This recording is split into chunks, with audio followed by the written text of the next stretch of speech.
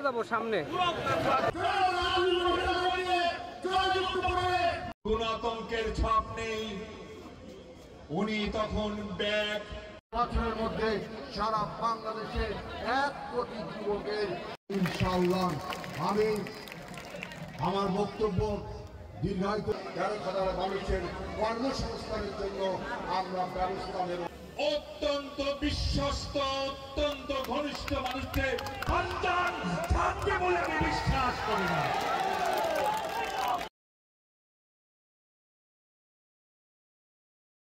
বিএনপির শহীদ প্রেসিডেন্ট জিয়াউর রহমান এবং জিয়া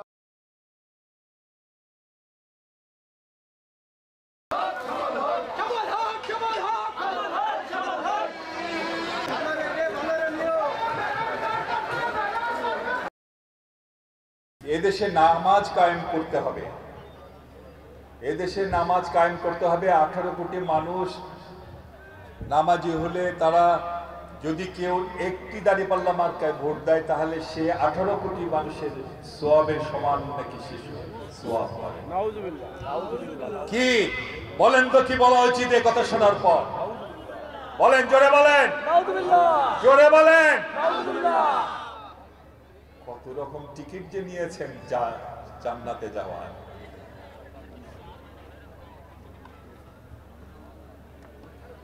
আর একজন অ্যাডভোকেট, কি নাম, উনি বলেছেন রোজা আর পূজা নাকি একই মুদ্রার এপিঠ করছে। কি বলা উচিত? কি বলা উচিত? জোরে বলেন। এই কথাতে তো কেউ খুশি হয় নাই। কাকে খুশি করতে চাইলেন? কাকে খুশি করতে চাইলেন? হিন্দু ভাই বোনেরা তারা নিশ্চয়ই তাদের পূজা এবং রোজাকে একই মুদ্রার এপিঠ ওপিঠ মনে করে না। এবং আমরা মুসলমানরাও কিন্তু রোজা এবং পূজাকে একই মুদ্রার এপিঠ ওপিঠ মনে করি না। আপনি বলতে পারতেন যে সব ধর্মের লক্ষ্যই সৃষ্টিকর্তাকে সন্তুষ্ট করা, তাহলে ঠিক আছে। কিন্তু রোজা এবং পূজা একই মুদ্রার এপিঠ ওপিঠ, এ কথা ঠিক নয়। দুটোর ভিন্ন ব্যাখ্যা, দুটোর ভিন্ন উদ্দেশ্য, দুটোকে আপনি একই মুদ্রার এপিঠ ওপিঠ বলতে পারেন না।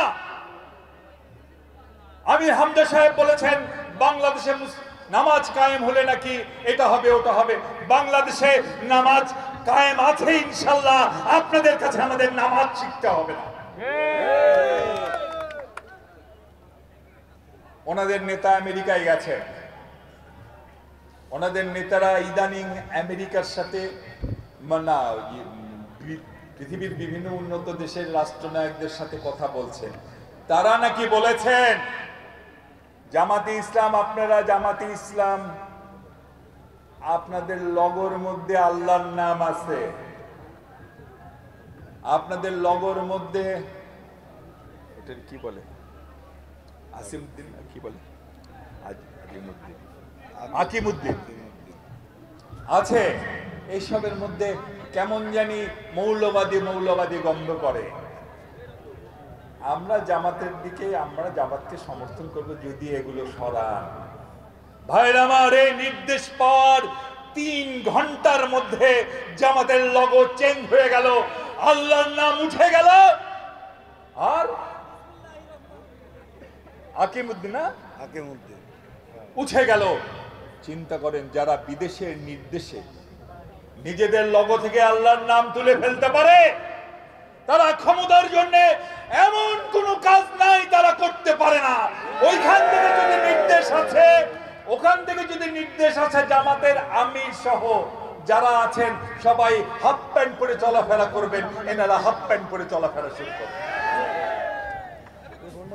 বিএনপি কখনোই ভিন দেশের নির্দেশ মতো চলে না।